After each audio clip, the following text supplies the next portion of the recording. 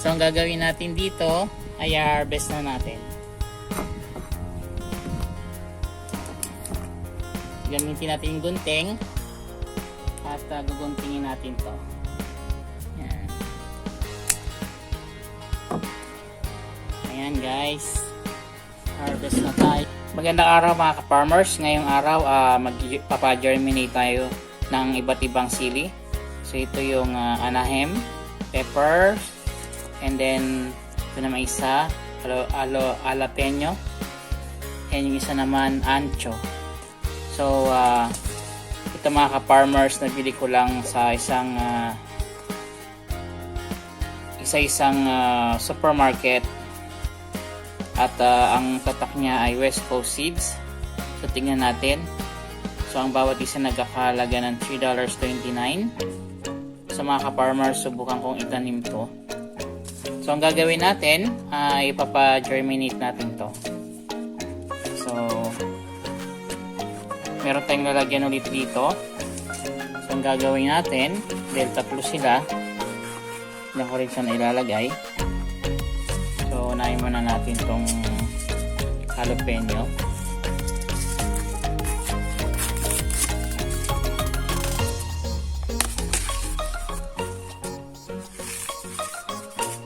Ayan siya mga ka-farmers, konti lang ang kanyang laman. So lalagay lang natin dito. Ayan.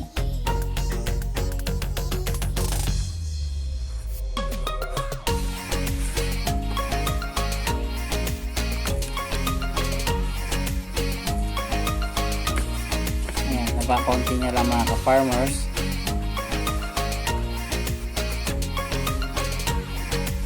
Ang gagawin natin dito, tatakpan natin tatakip lang natin din yan, kasi pagkasama-samahin ko yung tatlong sili sa pag-germinate. Patapos nyan, ganun ulit ang gagawin natin. Lalagyan na lang natin siya ng water. Ayan. So para hindi tayo maligaw kung anong klase yan, so ilalagay ko lang dito rito.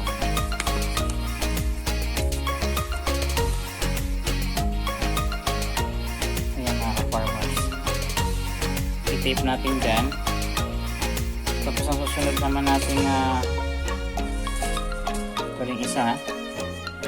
So isa-isang buong paper towel, hati-hatiin ko lang.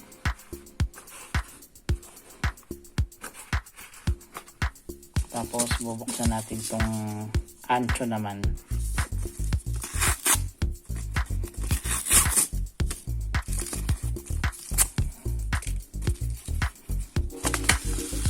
Ayan, ito naman medyo malalaki yung kanyang seeds. Konti rin lang, $3.29.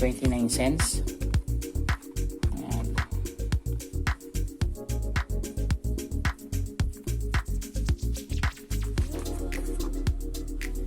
Ganun daw rin gagawin. Tatakpan kong ganyan.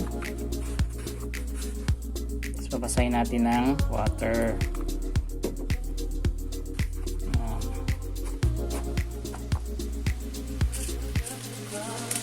Yung pangatlo,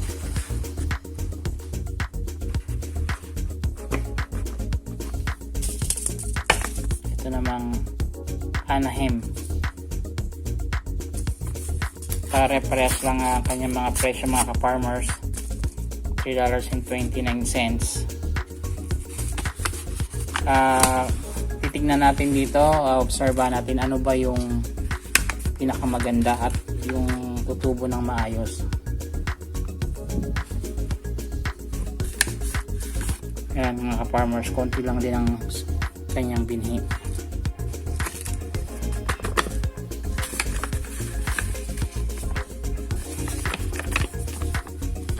Ayan. Tapos yan, dali lang natin ulit ganyan. Tiklop lang natin. At nating tubig. Ayan. So ayan. Hindi mga ka-farmers. Ayan ang mga variety niya. So ilalagay natin ng ganyan para malaman natin. Para alam natin mga ka-farmers yung variety. Tasted pa doon, after 2 weeks, ito na yung ating mga peppers or sili.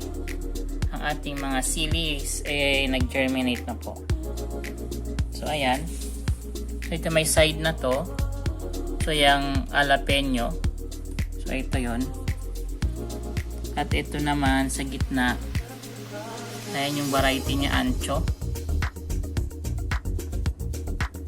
At yung sa kabilang side naman, ito, anahim. So, yan, tingnan na natin. So, ayan na siya. Ayan na sila guys. Nag-germinate na.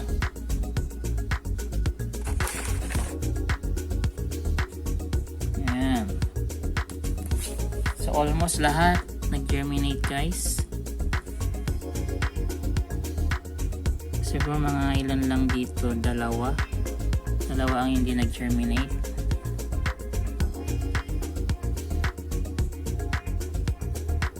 Ito naman yung isang side na natin.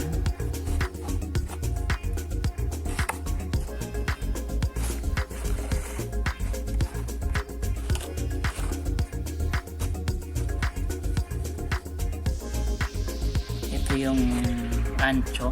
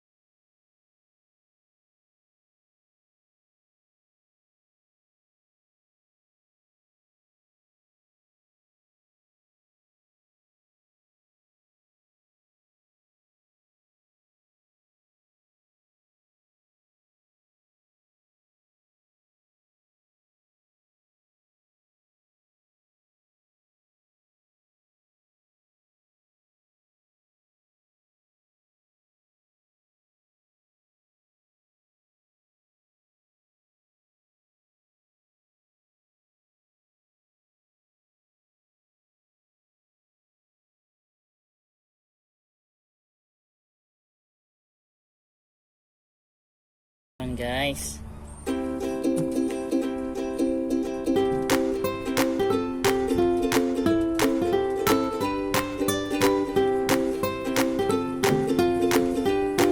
Ayan mga ka-farmers, nakakatuwa lang kasi for how many months, ito na siya, ang ating peppers or sili. So, ayan, napakadaming bunga, mapapansin nyo.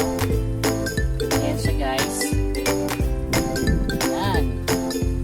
So, worth ang ating pinaghirapan at paghihintay. Kasi, ayan, ang dami na.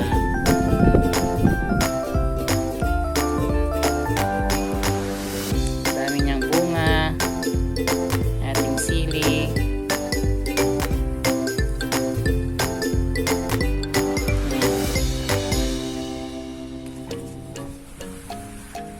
So, ang gagawin natin dito ay harvest na natin. Gamitin natin yung gunting at guguntingin natin to. Ayan. Ayan guys. Harvest na tayo. Meron pa dito.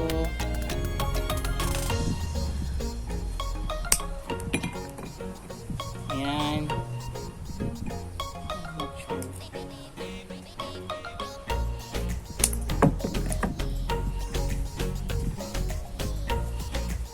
Ito guys, meron na tayong na-harvest na 3 at napakadami pa sa ilalim. Ayan. Yung mga maliliit pa. Ayan o. Meron pang maliliit. Ang dami pa dyan. Ayun lang guys, maraming salamat sa panonood. Again, kung hindi pa kayo nakapag-subscribe kay Ted Padon, paki-subscribe na lang po. Paki-hit po yung notification bell. Bell all po para lahat ng aking i-upload na mga videos ay updated po kayo. So ayan, nakalibre na naman tayo ng sili, no? Kaysa naman bumili pa tayo sa labas. So simpleng pagtanim lamang sa ating bakuran, sa ating garden or sa ating mini farm. Okay, maraming salamat. Happy farming. Bye for now. Next video po, manood po kayo ulit. Thank you. Bye.